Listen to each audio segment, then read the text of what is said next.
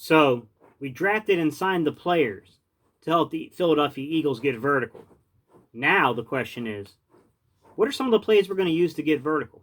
All right, y'all, today's conversation, I'm going to walk you through a few vertical stretch plays with the personnel we just added, what I think might be on the horizon here, guys. All right, y'all, let's get to it.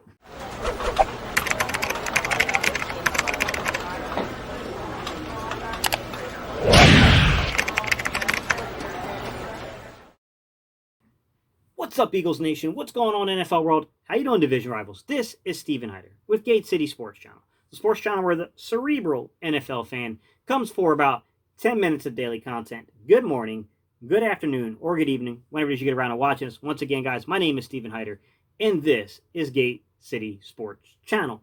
All right, y'all, today's topic, I just want to show you guys, look, I don't know how long it's going to take. It may or may not be 10 minutes today, guys, but I want to show you some zone stretch concepts and what I think is going to happen when we play teams that try to go into quarters defense, in particular, or cover two, against this Philadelphia Eagles squad. Because I do think when you look at the guys like John Hightower, when you look at Reagor, when you look at Marquise Goodwin, when you look at Desean Jackson, when you look at Quez Watkins, I mean, this roster has a lot of guys who can get vertical.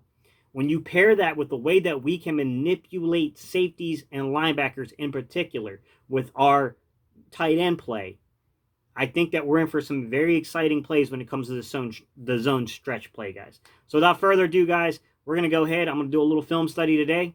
We're going to talk about zone stretch, how the Philadelphia Eagles are about to bust games wide open. All right, y'all, let's get to it.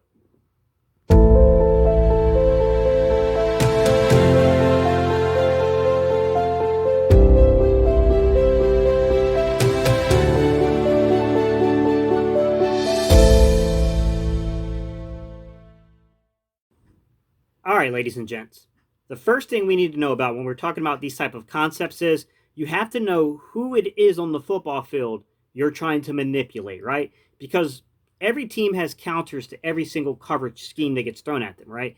Two high safety, single high safety, hook defenders with your linebackers, right? You always have plays set up to try to manipulate those people to get the matchups you want.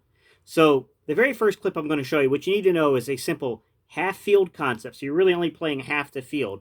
You have a 3-read progression, and your first read is going to depend upon what happens with the second inside. Well, it's not really second. I'm sorry, guys. What really happens with the offensive left, right? The safety on the offensive left or the defensive right. He's the player you are trying to actually manipulate, all right? If you can manipulate that player, okay, then you know the quarterback knows exactly what play he's going to, right? So you're running an out route versus a post with a guy releasing into the flats, all right? Those are your 3 reads. 3-read progression, half-field concept. Know the player you're trying to manipulate and try to attack that player, all right?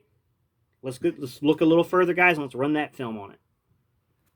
The first thing to look at here is the fact that the Tennessee Titans are coming out in what is a quarters coverage. So quarters coverage, if you just take a look, I'll show you real quick, guys. Easily mistaken for a cover 2 concept because you're going to see those 2 deep safeties and I'll automatically assume that you're looking at cover 2. But the difference is instead of having 2 deep high safeties, what you have is both the corners and both the safeties playing 1/4 of the field, right? So this is a really good defense if you're trying to limit a team getting vertical on you, okay? This gives you the max set of players you can have back deep, all right? With that said, one thing about the quarters coverage that can be really confusing and can really hurt a team is that if you attack one of those 2 safeties, you're in big trouble. And what you're going to see here is just a simple 3-read progression. It's a half-field concept with a 3-read progression, right? To where you're going to have Jordan Matthews on the outside with the corner. You're going to have your running back, which this looks like Wendell Small because this is from 2018. And then you have your tight end, who is in line right next to Jason Peters, okay? I think that's Zach Ertz. So Zach Ertz is going to attack this safety on an out route. If he can get this safety to clearly play him, he's got him. Because once he clears the safety out of that space, what you have now is you have this deep post being run by Jordan Matthews, and that safety would be out of position to defend it. And this is the way you would want to see this play roll out, is you want to see this guy clearly focus on a guy like Zach Ertz. And let's just kind of run this and let you guys see it one more time, how it all comes to fruition and how it all plays out. For gain of 13. Open. Catch made. Jordan Matthews. Just a little quick note here, guys. I do want to fess up that I made a mistake here. And actually, Zach Ertz on the bottom of your screen, that's Dallas Goedert. That's running that out route there. That's drawing that safety attention. But all right, go back down to the bottom of the screen, right? So I want you to go back down to the field side, on the opposite side that's not part of that 3-read progression. Even though those players are not a part of that read, they're still there to match and set up that defense. Look at Nelson Agholor, who's playing inside the slot there. He is supposed to be there to manipulate that other safety, right? So that other safety can't get over the top quick enough to, basically break that play up. So what you get down there is you see Nelson Agholor is running. It's really a post-seam combo route. Now, a lot of times you'll see this on film where those guys might break away and be wide open, and people are like, oh, he missed the read. Guys, he didn't miss the read. He wasn't a part of the read. It's a 3-read half-field concept. But you can see just how well this works because they are playing the other safety. So you're attacking all levels of the defense when you do something like this. All right, ladies and gents, this time around, just do me a favor if you would. Watch closely at the way Nelson Agholor's route, that double move, right? So that post to seam double move route pushes out that safety and opens up the other part of that deep middle for Jordan Matthews to hit that deep post on them, right? Because what you got on one side is you got Goedert clearing one of the safeties, and on the other side, you got Nelson Agholor clearing the other. This play doesn't work with, one without the other. We have to have both of those routes. Both the route that is part of that 3-read progression and the route that is not part of it. It's just a fake route, if you will. It's a route to run off the coverage. If either one of those routes isn't run correctly, then that play doesn't open up. And that is a thing of beauty. It's an awesome, component to this offense to see. And I think this is something we're going to see a lot of come the 2020 NFL season for those Philadelphia Eagles, y'all. Into 13. Open. Catch made. The other part of this conversation to kind of round out today's, kind of topic, guys, is do we have the players, the personnel to match what we want to do in terms of the game planning and the playbook design to kind of open this offense up, right? Because all this is about opening the offense. To give Carson Wentz a full arsenal of players to utilize all that arm strength he has, right? To get him where he needs to be. And that's what's, kind of the interesting topic here, because I do think that Howie Roseman did a heck of a job identifying players who can fit into this type of scheme. No one is perfect that we drafted, guys. They all have little things and little concerns, but they definitely seem to be really good fits for what the Philadelphia Eagles want to do. I'm talking about all the way down to our undrafted rookie free agent in Manasseh Bailey. I think it's a heck of a fit for Philadelphia. All the way down to our 6th-round pick in Quez Watkins. I think it's a heck of a fit in Philadelphia.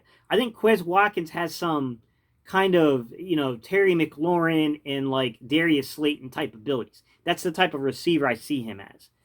Go down to John Hightower. I think John Hightower is kind of a lanky kind of dude. I mean, he's, he probably could add another 5 or 10 pounds, but he can play the ball in the air. He's got to learn a little bit about body positioning, but he's definitely a kid that fits this offense. All the way down to Jalen Reagor, who, I'm sorry, man. I had to laugh because I saw some comments where like, oh, well, he only ran a 4.47. Cool, I want you guys to keep thinking that. May that reverberate all the way down into your locker rooms that this kid's a 4.47 speed. You're going to be surprised when this kid gets on the field. He ain't 4.47, gentlemen. This kid is 4.3 speed. And to be honest with you, at his best, he's probably even faster than 4.3. So I would love that to reverberate down into these NFL locker rooms, that's all this kid runs. Add that in with Desean Jackson, right? The veteran we already have here. Add that in with a guy like Marquise Goodwin. I'm telling you guys, in terms of the speed stretch plays, man, we got the personnel, in my opinion, to really run these concepts, to really run these plays. And listen, guys, this won't be the last time I bring this up and I show you this type of thing. Guys, I'm gonna keep doing these type of breakdowns throughout the summer, just showing you different plays and different angles of, kind of ways of attacking football teams. This is definitely one of these plays where you see a team go quarters on us. We're probably going to definitely use something like this in our arsenal to really attack that quarters coverage. Think defenses like Chicago. Chicago loves to run this type of defense. Even I want to say it's the Chargers ended up taking one of the, I think Vic Fangio's out there with the Chargers, if I'm not mistaken. I could be wrong there, but I think he's still out there. That would be a team that likes to run this type of coverage against teams. So I'm telling you guys, I'm kind of excited to see how the way that this, kind of plays out, because man, I love the marriage of scheme and personnel right now for this Philadelphia Eagles team. All right, y'all, these are my thoughts. You already know I want to know. I want to know your thoughts. Leave your comments below, guys. Let me know what you think. I got some other ones coming up, guys, so just be prepared. I got a lot of these type of sessions coming up. All right, y'all, you know how we end these videos. We go EAGLES. All right, y'all, let's go Eagles.